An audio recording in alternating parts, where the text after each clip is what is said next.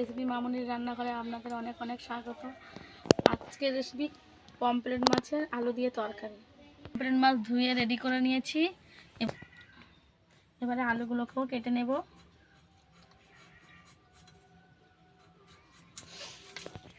এগুলো দেখা যাবে। আলুগুলো কেটে নেব। আলু কাটা হয়ে গেছে, ধুয়ে তুলে নেব। আদাটাকে কেটে নেব।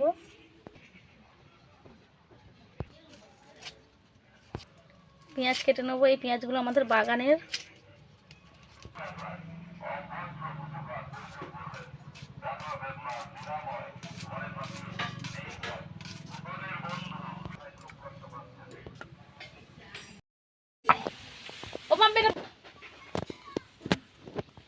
সর্ষেটা বেটে নেব।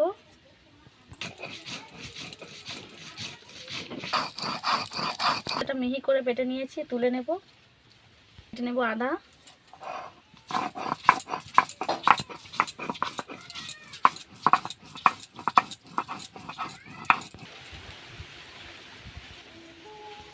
নেব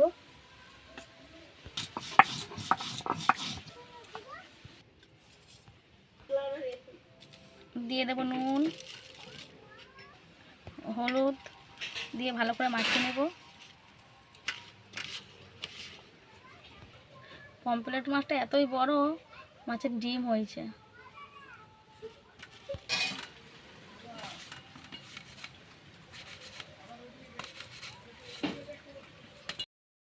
কড়া গরম হয়ে গেছে, দিয়ে দেবো তেল।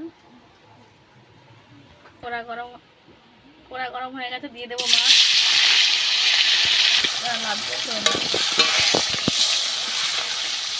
উল্টো পাল্টে ভালো করে মাছগুলোকে ভেজে নেব।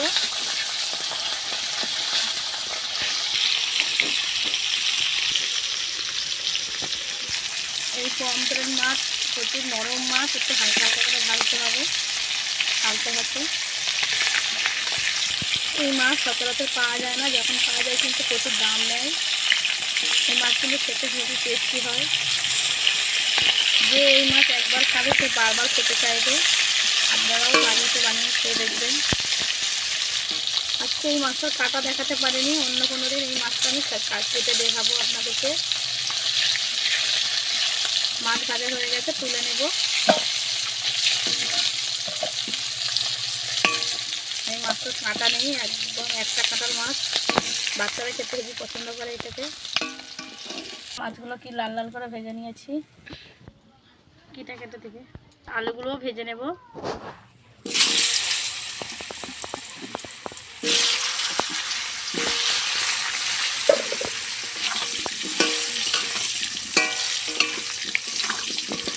আলুতে দিয়ে দেবো লবণ,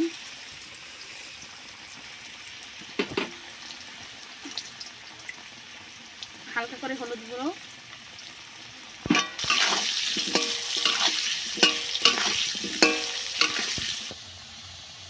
এগুলো ভালো করে ভাজা হয়ে গেছে, তুলে নেব।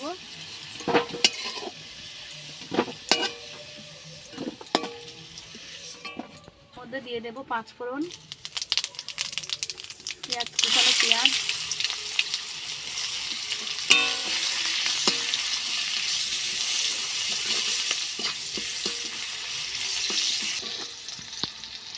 লাল লাল করে ভাজা হয়ে গেছে, দিয়ে দেবো আদা,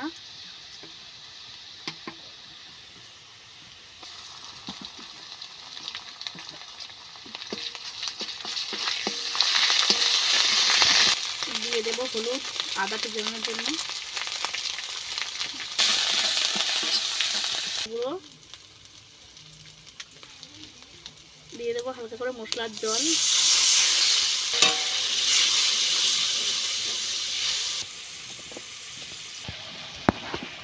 মশলা থেকে তেল ছেড়ে গেছে, এবারে দিয়ে দেবো জিরে বাটা।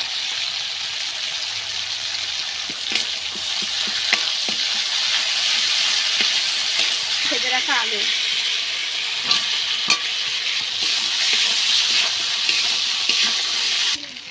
আলু ভাজার সময় অল্প করে নুন দিয়ে দিয়েছিলাম, তাই আজকে এখন অল্প করে নুন দেবো। দিয়ে দেবো জল।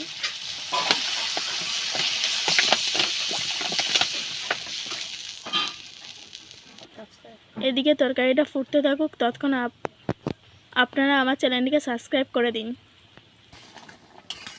ঝোল ফুটে গেছে, এদিকে আলুটাও সেদ্ধ হয়ে গেছে। এবারে দিয়ে দেবো মাছ।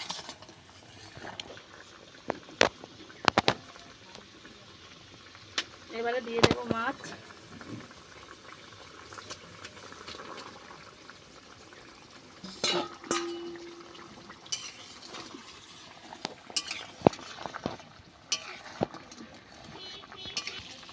দিয়ে দেবো সর্ষে বাটাটাও এবারে।